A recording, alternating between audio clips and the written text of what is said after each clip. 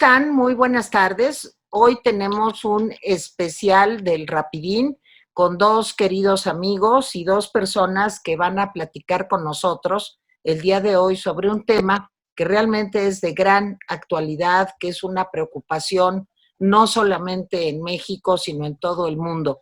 Me refiero al tema de los migrantes, al tema de la migración.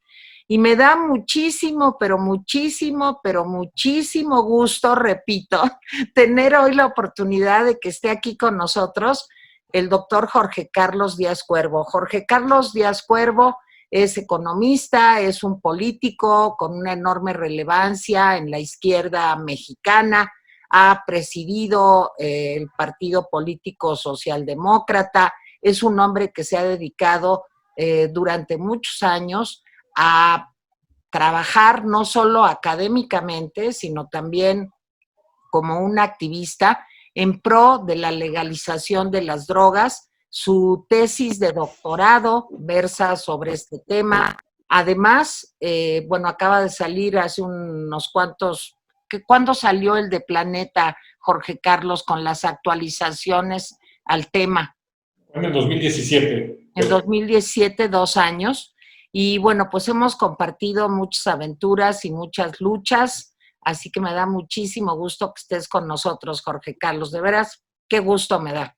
Gracias, Tere. Muchas gracias por la invitación. Saludos, Jaime Tonatiu.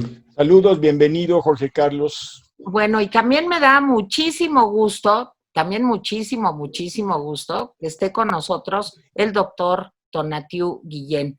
El maestro Guillén, además de ser un hombre académicamente con una solidez probada, él fue el rector, si es que se puede decir así, del Colegio de la Frontera Norte, y además Tonatiu Guillén fue comisionado del Instituto Nacional de Migración, muy en los inicios de la Cuarta Transformación de la administración actual del presidente López Obrador.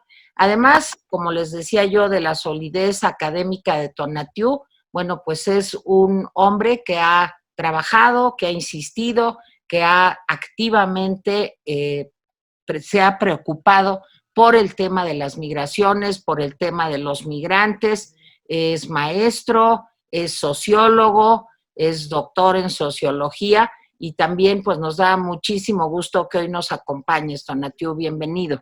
Gracias, es un gran gusto estar contigo, saludarte, saludar a Jaime y a Jorge Carlos y pues muy apreciado de tu invitación, Tere.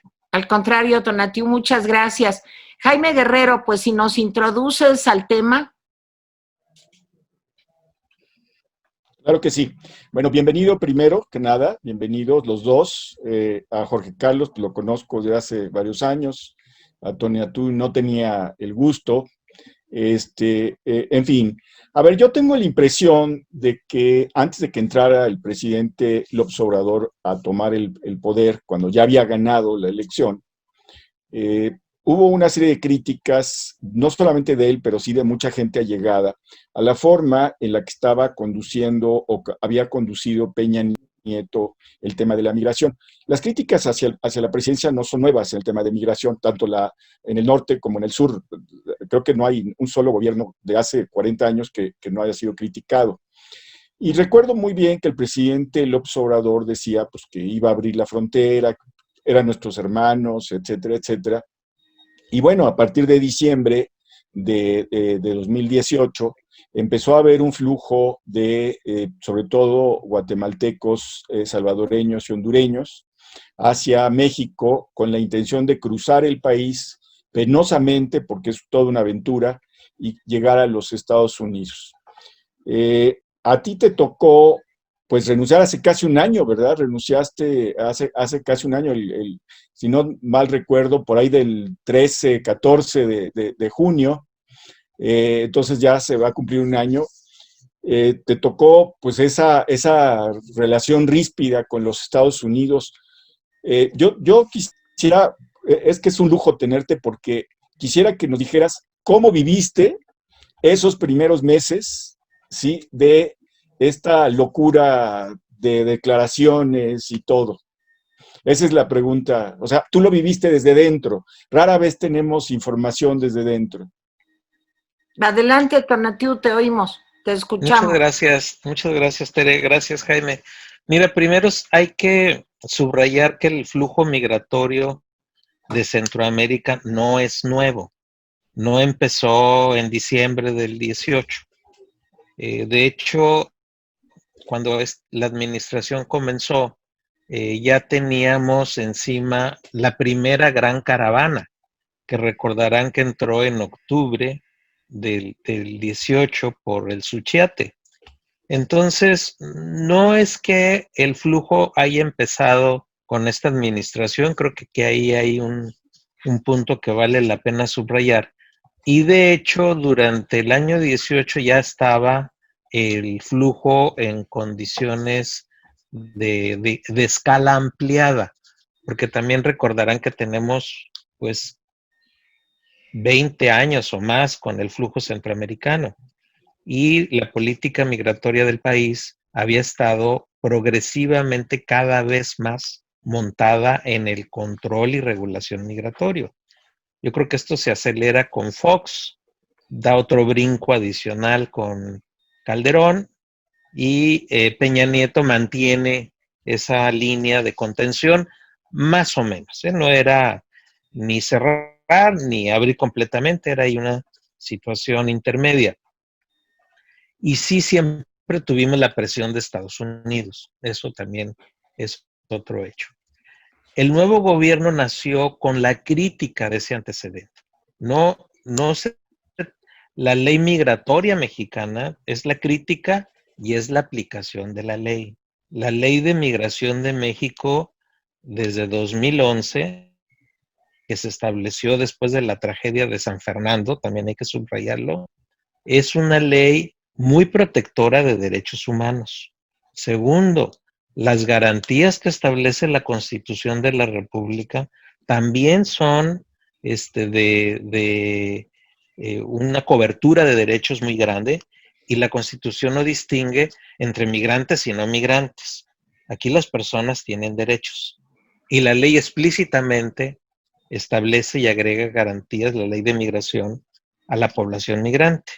Entonces se trataba en el nuevo gobierno, primero de cumplir la ley, o sea, la ley mexicana tiene ese tono, que no nadie está cometiendo alguna irregularidad jurídica o de delito por entrar a México, es una falta administrativa, pues eso es distinto.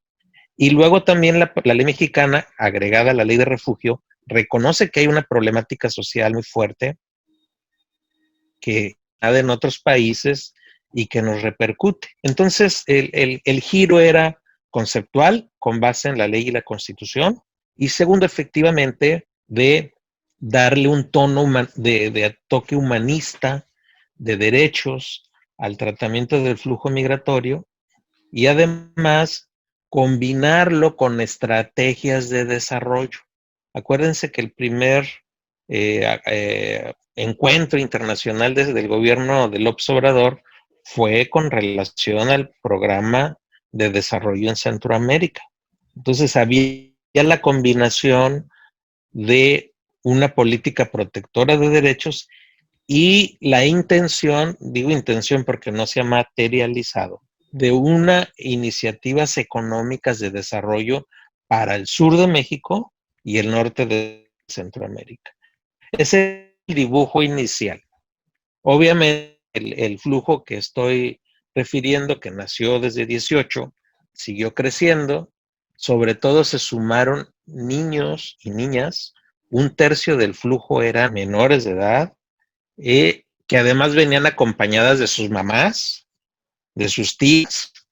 Y lo que antes fue un flujo esencialmente de hombres jóvenes, con estas dos poblaciones, estos niños, niñas y las mamás y los demás miembros de la familia, pues el número se duplicó. Efectivamente, en el 18, desde finales del 18 y principios del 19, lo que eran tal vez 400,000 eventos de cruce que teníamos por año, dieron un salto a más de 800,000.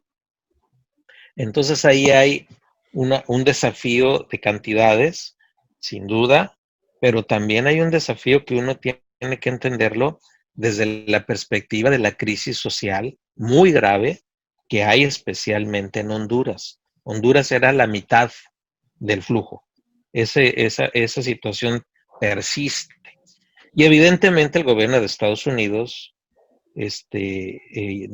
no derivado del flujo, también eso hay que aclararlo, colegas, el gobierno de Trump desde su campaña del 16 ya había trazado el proyecto de cerrar la frontera, ya había definido a la migración como el gran enemigo, ya había definido a los mexicanos migrantes como los peores personajes de la película de lo que pasaba en Estados Unidos, sin tener todavía los flujos. No sé si soy claro en esto. Había una posición política desde antes. Y lo que le cabe reconocer al gobierno de Trump, que es un reconocimiento en negativo, terminar por lograr lo que se propuso, es la verdad. Ahorita ya podemos, lo que se propuso Trump, lo logró. ¿En qué sentido? Ahorita el flujo en estos días no llega ni al 10% de lo que fue. 2, la frontera con Estados Unidos está cerrada.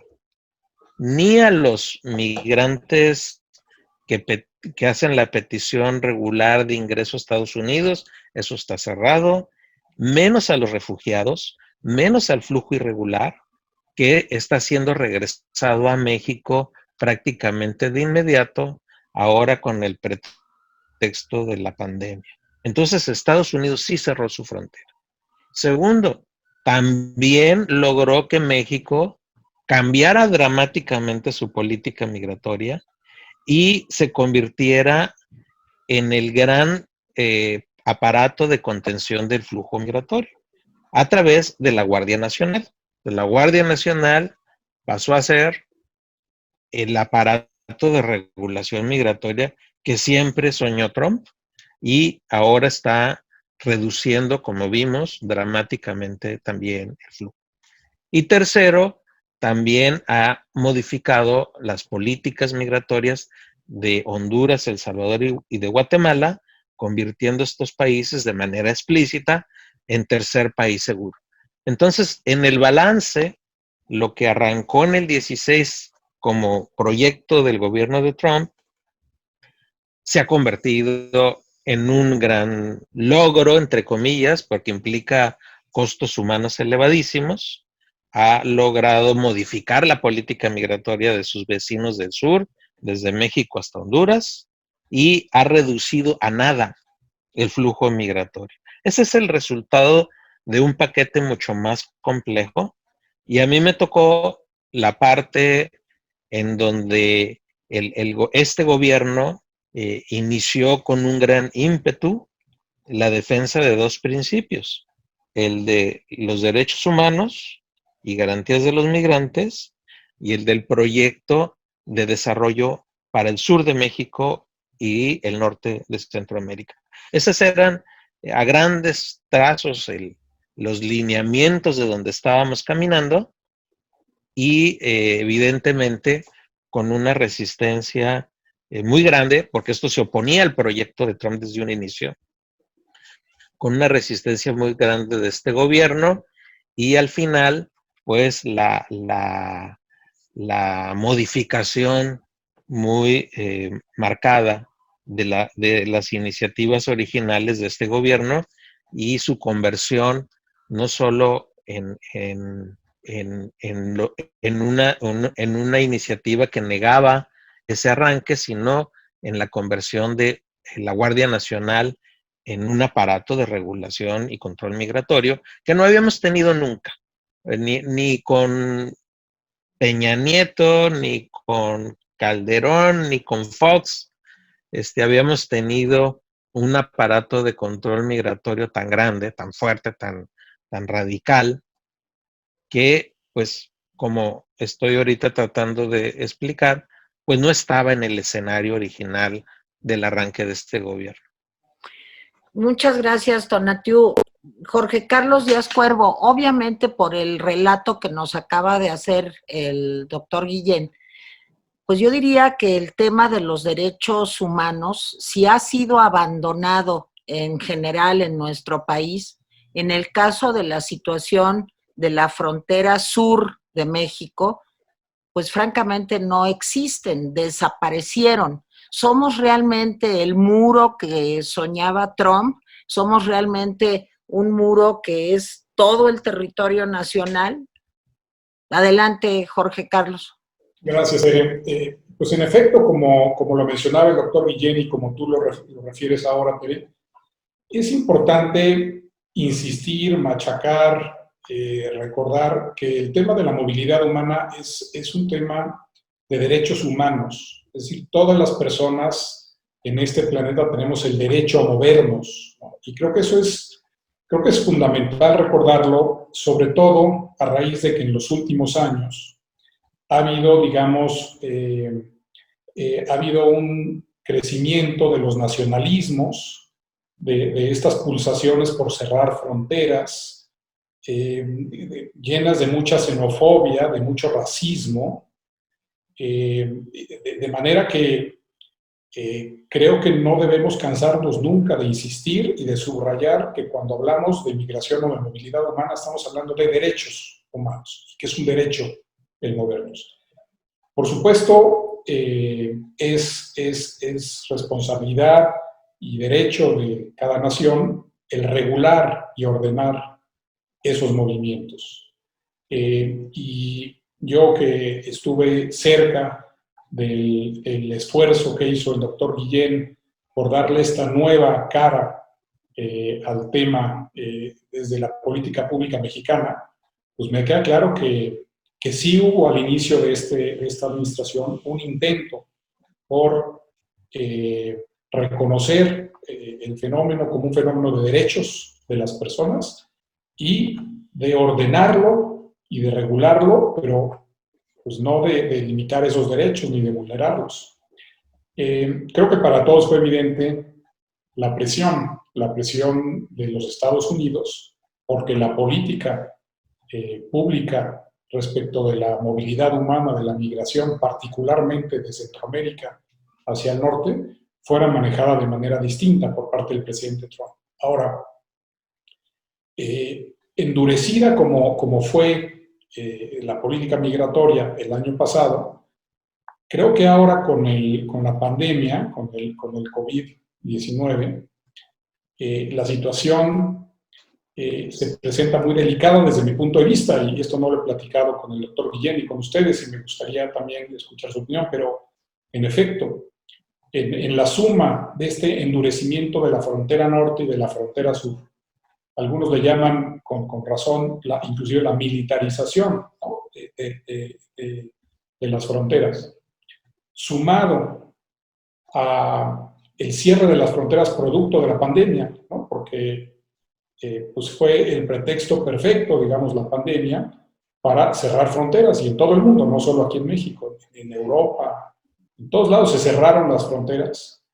Incluso muchas de las casas, de los refugios de migrantes, que son en muchos casos heroicamente gestionados por organizaciones de la sociedad civil, pues también tuvieron que cerrar o limitar el tipo de servicios que le prestan a los migrantes, dada esta situación del COVID-19. De manera tal que yo revisaba hace rato unos números, y ya lo mencionaba el doctor Guillén, en mayo del año pasado, digo, esta cifra puede no ser la mejor cifra, pero creo que sí es un buen indicador del movimiento de tráfico en la frontera norte. El mayo del año pasado, del 2019, detuvieron a 144,000 migrantes ilegales en la frontera, en la zona, digamos, de todo lo que es la frontera norte.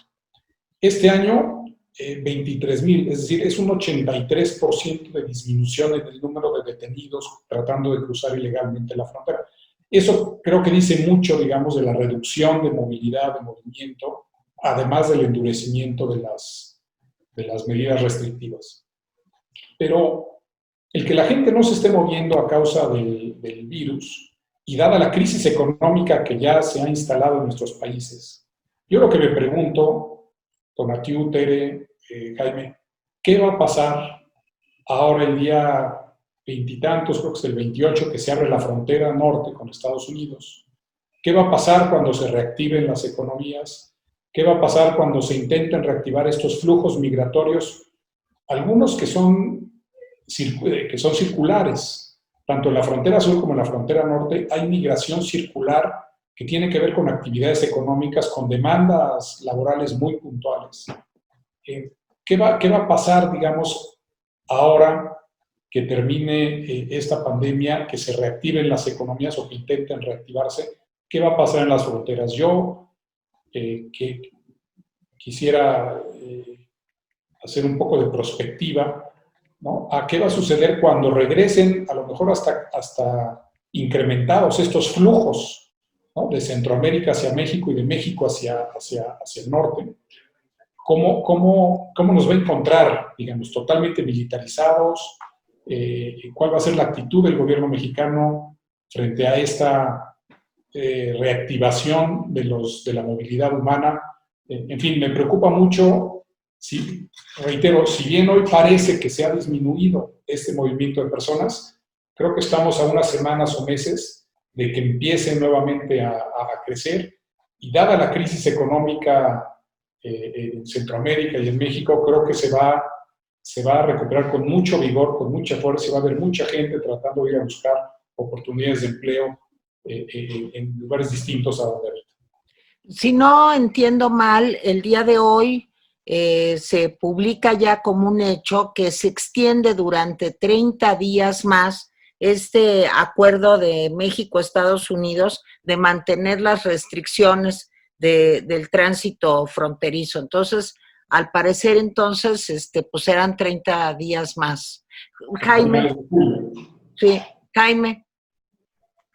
Sí, hay una nota del New York Times de mayo del año pasado que resume, me parece que la política de este gobierno dice, primer acto, palabras dulces hacia los migrantes, ¿no? Segundo acto, confusión por la crítica de Trump y las amenazas de Trump. Y tercer acto dice cacería. Entonces, palabras dulces, confusión y cacería, dice el New York Times en mayo del año pasado. Dice el periódico que se ofrece trabajo, que se ofreció trabajo y se ofreció no sé qué, y dice que no se va a cumplir, que no hay las condiciones económicas. Eso fue antes de la pandemia. Y luego vino los apoyos económicos a Centroamérica, los apoyos económicos de México a Centroamérica por millones. La pregunta es, ¿qué tanto sirven estos apoyos o qué tanto sirvieron estos apoyos para ayudar a frenar la migración? ¿O se trata simplemente de un acto demagógico? ¿Cuál es su opinión?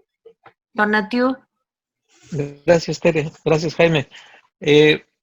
A ver, del editorial del New York Times son correctas los dos extremos, ¿no? La primera, la parte amable y generosa, y después la parte de control y de regulación muy dura. Confusión no creo, eran más bien dos tendencias que se estaban en movimiento. Y en esas dos tendencias, la salida material de mediano y largo plazo, incluso de corto plazo, pues es inversión para el desarrollo. Ese es un hecho en el sur mexicano y el norte de Centroamérica. También es un hecho que esa estructura económica ya existe. Hay miles de guatemaltecos que hasta antes de todo este jaloneo, y todavía en parte, pero no con la misma escala, cruzaban cotidianamente a trabajar en México, como hacemos los mexicanos en Estados Unidos. Y se trataba de seguir ampliando esa estructura de manera regular. Esto es que el sur mexicano fuera beneficiado por ese mercado laboral y el mercado laboral generar ingresos para la población en Centroamérica. Reitero, como hacemos los mexicanos en Estados Unidos. O sea, no es ajeno a lo que sucede en toda la región el intercambio fronterizo laboral. Ese era parte del proyecto. El otro era efectivamente hacer inversiones económicas de gran escala. Lo que hizo el gobierno de México fue un primer pasito microscópico que además iba bajo la forma de los programas federales, como era el Sembrando Vida y creo que algo de los jóvenes construyendo el futuro. Entonces no hubo más que un paso simbólico, porque la hipótesis, recordarán ustedes, la hipótesis era que la Secretaría de Relaciones Exteriores ya había negociado con el gobierno de Estados Unidos inversiones hasta por 10,000 millones de dólares anuales, que nunca ocurrieron.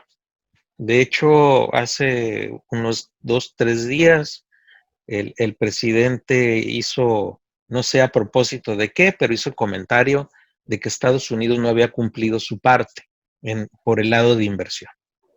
Es ese, la forma de la inversión y la escala de la inversión de hecho quedó en el horizonte de la CEPAL, porque también hubo un primer esquema de un programa de desarrollo de Centroamérica y del sur mexicano, que al final no sé si la CEPAL lo terminó o no, pero era una misión que se había acordado con la CEPAL. Entonces, lo pongo en la mesa porque en ruta política, en intención y en visión, sí estaba ese escenario en el horizonte de la acción gubernamental. Mala instrumentación, porque Estados Unidos no apareció realmente convocado en ello. Problemas de gestión, porque CEPAL finalmente pues, no terminó de amarrar ese programa. Dificultades en la relación, porque parece que al final hasta la comunicación con Honduras, El Salvador y Guatemala, me refiero ya en términos bilaterales, tampoco prosperó de manera suficiente. Entonces, con lo que se quedó realmente el proyecto, pues fue, reitero, con el rubro de la política de contención. Pero sí, este escenario que menciona Jorge, de qué va a pasar en los próximos semanas y meses, yo creo que va a pasar dos grandes vertientes. La primera, de lo que ya es el mercado regular. Esto es los flujos de las personas autorizadas que tienen documentos, el flujo de bienes y servicios. Ese va a depender del ritmo económico en el norte y en el sur, es decir, en nuestras dos fronteras. Va a depender de los ritmos económicos y sobre eso se va a mover. El gran asunto es los flujos irregulares de personas. Y añado que el gobierno de Estados Unidos ha hecho ya toda una estrategia enorme de contención que no creo que va a desaparecer ni en el corto ni en el mediano plazo. Ya hay estos acuerdos o estas presiones al gobierno mexicano muy exitosas, creo que esas se van a quedar. Hay disposiciones ahorita que nos regresan a México, ya no solo aquellos grupos que era el Remain in México de principios del 19, sino a todos los que llegan de manera irregular, incluso los que van a solicitar refugio, nos los están regresando. Entonces, en términos muy prácticos, el efecto de desalentar hasta las solicitudes de refugio, de desalentar al flujo irregular, creo que va a dejar una huella bastante seria. En otras palabras, se va a mover mucho menos la gente y el gran asunto va a ser entonces en los países de origen, porque esa población efectivamente funciona, ese movimiento funciona como válvula de escape. ¿Qué va a pasar en particular en Honduras? Yo creo que ese es un punto que hay que centrar, de que ahí va a haber en el corto plazo una presión social muy grave y que posiblemente en el mediano nos repercuta, pero por lo pronto el efecto de mover y de obstaculizar al flujo, pues sí es un hecho social ya grande. No creo que se recorrija, se modifica en el corto plazo. Pues vamos a tener que ir cerrando, pero por el tiempo. Yo quiero hacer una pregunta. Yo quiero hacer una sí, yo pregunta también rápido. una, Jorge, pero adelante. Bueno, esta es a los dos. Ajá, pero entonces Tonatiuh, bueno, y va a ser rápido, o sea, okay. porque se tarden 2 horas cada uno, ya es suficiente. No, okay. La pregunta es, Tonatiuh habló de 2 tendencias dentro del gobierno, y al final alguien convenció al presidente, pues, de hacerla de policía. ¿Se vale dar nombres? O sea, ¿quién fue dentro del gobierno el que llegó con el presidente? Aparte de Trump allá arriba, ¿quién dentro del gobierno dijo no podemos seguir con esta política humanista, como la llamó Tonatiuh? Esa es mi pregunta. Ya en el chisme, ¿eh? No es chisme, y es público. El presidente le encargó el asunto migratorio a Marcelo Ebrard, el canciller, y lo dijo muchas veces. Entonces, el acuerdos de migración y la presión con Estados Unidos, e incluso ya el giro, pues ya lo instrumentó la Secretaría de Relaciones Exteriores. Okay. Muy bien, yo lo que le quería preguntar a Jorge Carlos Díaz Cuervo es, vienen elecciones en Estados Unidos en el mes de noviembre, la llegada de Biden, probablemente la llegada de los demócratas, plantea otro escenario en el tema migratorio, en la situación de sumisión, digamos, de México frente a Estados Unidos, o cambia, digamos, es posible que cambie la situación. Yo veo un escenario muy complejo, Tere, porque aunado a todo lo que ya hemos comentado, resultado de la reapertura económica, pues en efecto está la entrada en vigor ya en unos días del nuevo Tratado de Libre Comercio. La anunciada, no sabemos exactamente si se va a dar o no, pero hasta ahora parece que pudiera darse la visita del presidente Andrés Manuel López Obrador a Washington, con el pretexto de la firma, ¿no?, entrada en vigor de este documento. Obviamente la molestia que esto genera en el Partido Demócrata respecto de esto que vivimos hace 4 años, ¿no? Esta forma en que en su momento Peña Nieto se dejó utilizar por parte de Donald Trump, y si fuera ahora Andrés Manuel López Obrador a Washington, pues creo que podría darse un escenario similar en donde sea utilizada la presencia del presidente mexicano para los fines electorales, ¿no?, de Donald Trump.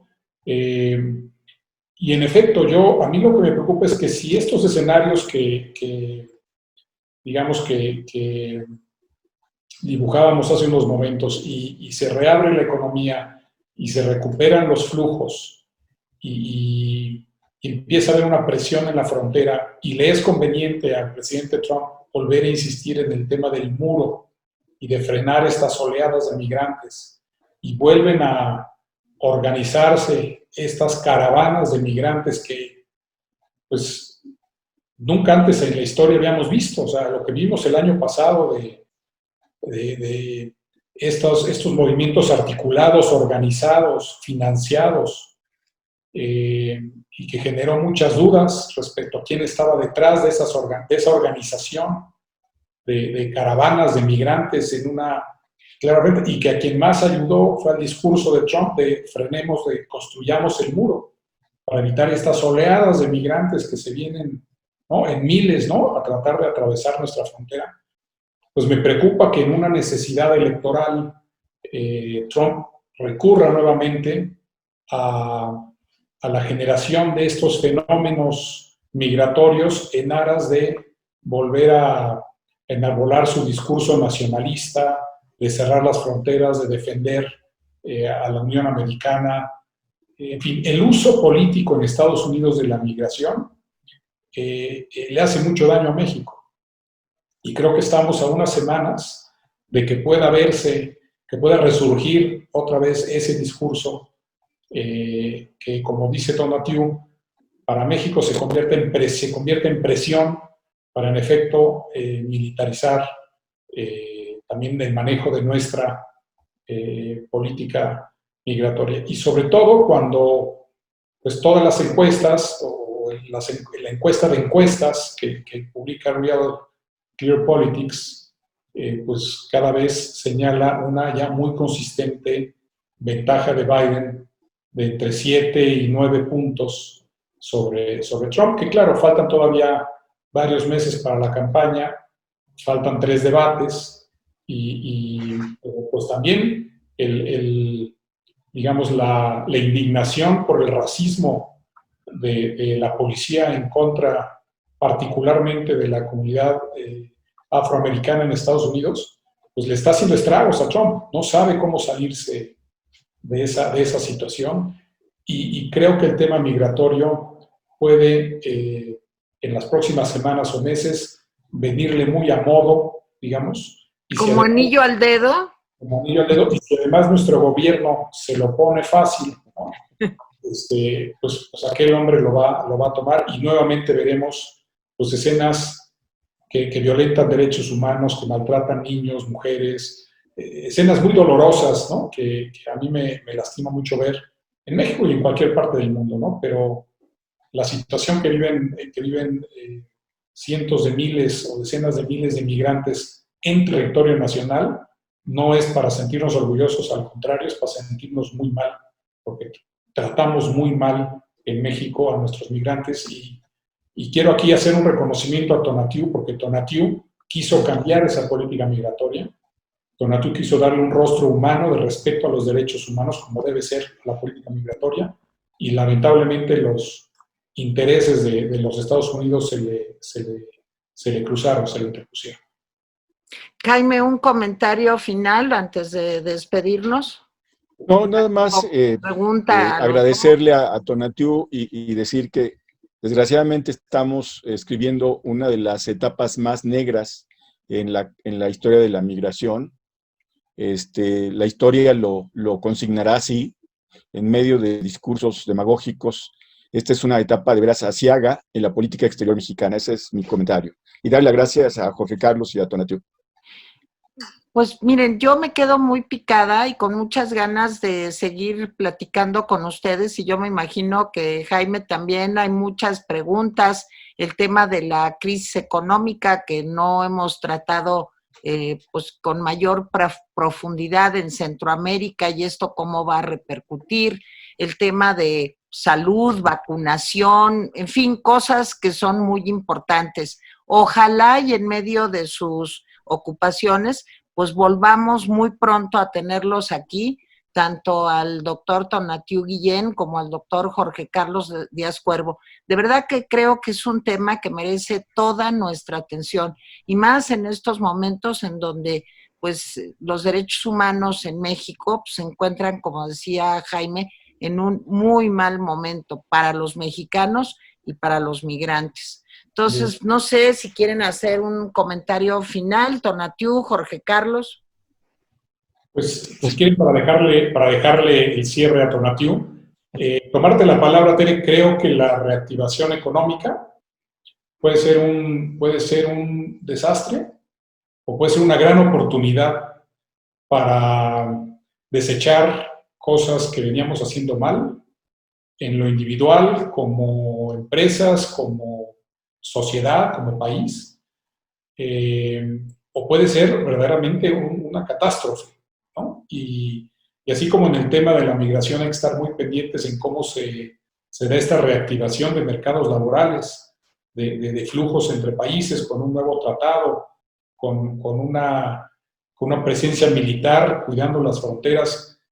Creo que en efecto lo que está en juego en este caso con la reapertura económica van a ser los derechos humanos, ¿no? y creo que para futuros programas, Tere, pues el tema de cómo se reabre la economía en los distintos sectores y su impacto en los derechos humanos, en los derechos laborales, en los derechos de la infancia, los derechos de las mujeres, los derechos a la movilidad, el derecho a una vida libre de violencia, de la autodeterminación de cada uno de nosotros, de nuestros proyectos de vida. En fin, creo que lo que esta pandemia va a dejar como saldo van a ser una serie de autoritarismos, ¿no? De fobias, de miedos, que le pueden hacer mucho daño a los derechos humanos. Tonatiuh, ya breve, porque digo, ya sé que después de la pregunta que te hizo Jaime, ya quedaste ciscado, se reveló un poco el rostro del mal, pero un comentario final, Tonatiuh. Tere, para agradecerte muchísimo la invitación, igual a Jaime, gracias por las reflexiones, y a Jorge, sin duda, gran colega y amigo que pues tiene esta visión tan bien armada de no solo del tema de migración, sino de muchos otros que nos preocupan.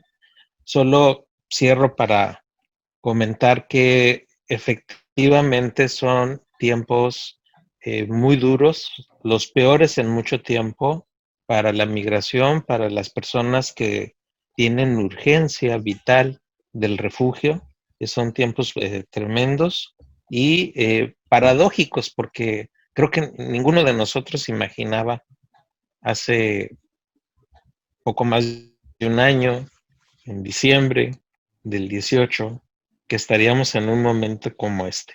Y lamentablemente creo que se va a prolongar un rato más. Gracias nuevamente y pues por supuesto cuando haya oportunidad conversamos de nuevo con gran gusto. Muy bien. Gracias, Tonatiuh. Muchas gracias, Jorge Carlos Díaz Cuervo. Gracias, Tonatiuh. Gracias, Jorge Carlos. Jaime, pues aquí seguimos. Sí. Gracias. Muchas gracias. Bye. Hasta luego.